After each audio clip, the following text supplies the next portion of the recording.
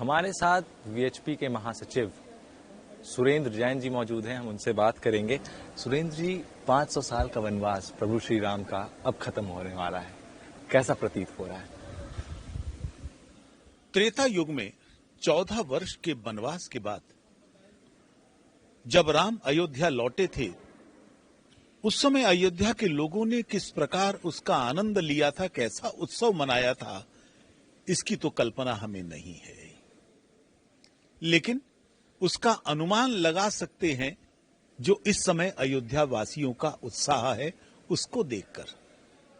संपूर्ण अयोध्या, उसका एक एक रोम पुलकित हो रहा है, आनंद में है। और यहां के लोगों ने वायदा किया था कि हम उस तरह का स्वागत राम भक्तों का करेंगे जैसा स्वागत उस समय हुआ होगा। मैं समझता हूं केवल अयोध्या नहीं, केवल भारत नहीं, संपूर्ण विश्व के राम भक्त इस पल का बड़ी बेसब्री से इंतजार कर रहे हैं। और पूरी दुनिया के अंदर 22 जनवरी को लेकर एक उत्सुकता है और उत्सव मनाने की ललक है। अयोध्या का जो कायाकल्प हुआ वो पूरा विश्व देख रहा है। जो अयोध्या 5 साल पहले 7 साल पहले था और अभी की अयोध्या में जमीन आसमान का फर्क है। सनातनियों का वर्षों से सपना था, सालों साल से सपना था कि अयोध्या में राम मंदिर बने। राम मंदिर की प्राण प्रतिष्ठा हो जाएगी, राम मंदिर बन गया। अगला सनातनियों का अगला लक्ष्य क्या? अभी तो इसी लक्ष्य का आनंद लेने दीजिए, क्योंकि इसका आनंद कोई छोटा आनंद नहीं है। कोई तमिलनाडु के कांचीवरम से शॉल लेकर आ रहा है, बड़ी मेहनत से 10 लोगों ने 10 दिन तक लगातार उस शॉल को बुना था। कभी कश्मीर से केसर आई है, ये आज ही आई है। आज ही अफगानिस्तान की जो सबसे बड़ी नदी है, उसका जल आया है भगवान राम के चरणों में समर्पण करने के लिए। विश्व के 57 देशों में इसका उल्लास मनाया जाएगा। भारत के 5 लाख मंदिर जगमगाएंगे और वहां लाइव टेलीकास्ट की सामूहिक रूप से देखने की व्यवस्था होगी, प्रसाद वितरण होगा। मैं समझता हूं ये आनंद का इतना बड़ा पल है, निश्चित रूप से वो आने वाले भविष्य की ओर भी संकेत करता है। ये पूरा विश्व देख रहा है कि प्रभु श्री राम के आस्था में लोग कितना विलीन हो रहे हैं। हजारों हजार किलोमीटर का सफर तय करके वो अयोध्या पहुंच रहे हैं। हमने कुछ ऐसे लोगों से मिला जो कि साइकिल यात्रा से 1000-1200 किलोमीटर का यात्रा पूरा करने के लिए और जल चढ़ाने के लिए यहाँ पर आए हैं। तो उनको आप कैसे सराहनीय रूप में आप देखते हैं? आस्थाएं अपरिमित हैं, सीमाएं नहीं है। आपने तो केवल पैदल का जिक्र किया या साइकिल का जिक्र किया, लोग दंडवती परिक्रमा करते हुए आ रहे हैं। तो आपने देखा होगा किस तरह से वो दंडवत प्रणाम करते हुए आगे बढ़ते चले जा रहे हैं। कितनी बड़ी साधना और कितनी बड़ी तपस्या है। निश्चित तौर पर वह ध्यान में आता है कि इन 491 वर्ष के अंदर हिंदू समाज ने किस प्रकार का संघर्ष किया होगा और कैसे बलिदान दिए होंगे, वो आज के श्रद्धा भाव को देखकर भी समझ में आता है। अब जो प्रभु श्री राम की प्राण प्रतिष्ठा हो रही है, इसमें राजनीति भी शुरू हो गया है कहीं ना कहीं। और जिस तरीके से प्रधानमंत्री मोदी ने कहा कि 22 तारीख को छुट्टी रहेंगी और उस पर ओवैसी का कहना है कि ये तुष्टीकरण की राजनीति है, तो कहीं ना कहीं ये भी इसके विरोध में आ जा रहे हैं। तो इसको लेकर क्या आप सोचते हैं? ओवैसी जैसे नेताओं को कुछ भी कहने से पहले अपने पूर्वजों के भूतकाल को देखना चाहिए। वो हैदराबाद, जहां 1940 तक हिंदू 60% था, आज वो घटकर 40% क्यों रह गया है? किस प्रकार का अत्याचार वहां के हिंदू समाज पर ही नहीं, मुस्लिम लड़कियों पर होता रहा है। इन जैसे कट्टरपंथियों को अभ्यास पड़ गया था कि कुछ भी करें, लेकिन तुष्टीकरण की राजनीति के चलते उनका बाल भी बांका नहीं हो सकता था। हिंदू समाज की केवल उपेक्षा नहीं हो रही थी, हिंदू समाज का शोषण हो रहा था। और आज ये सब लोग कुछ भी कहें, इनको शर्म आनी चाहिए अपने और अपने पूर्वजों के इतिहास के ऊपर। और ये मौका है प्रायश्चित करने का अपने पापों के।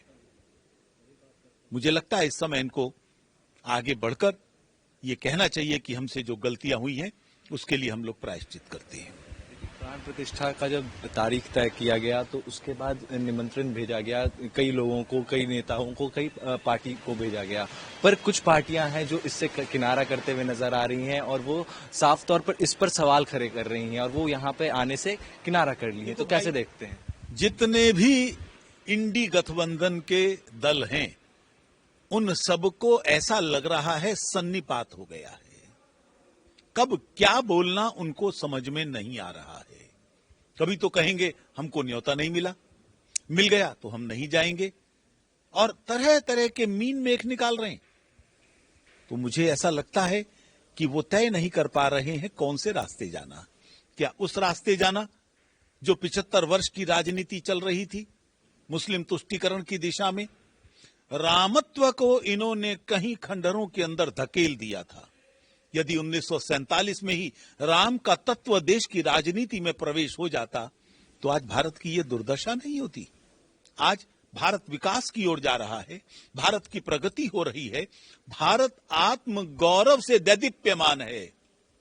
उसका कारण यही है कि आज भारत के जन जीवन में रामत्व आ रहा है, राम की तरफ लोग बढ़ रहे हैं, राम से कनेक्टिविटी हो गई है। जड़ों से जुड़ने पर ही पुष्पित और पल्लवित हुआ जाता है। राम इस देश की जड़ है। एक अंतिम सवाल सुरेंद्र जी, चारों शंकराचार्य नाराज हैं और वो यहाँ प्राण प्रतिष्ठा में नहीं आ रहे, इसको कैसे देखते हैं? ये नैरेटिव बहुत गलत बनाया जा रहा है कि सभी शंकराचार्य नाराज। अरे 2 शंकराचार्यों ने तो वीडियो जारी किया है और कहा है हमारा आशीर्वाद है, हम नहीं आ पाएंगे।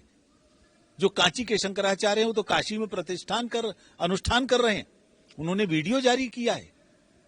तो इसलिए मैं समझता हूं कि हमें शंकराचार्यों वाला नैरेटिव सही ढंग से आगे नहीं ले जाना चाहिए।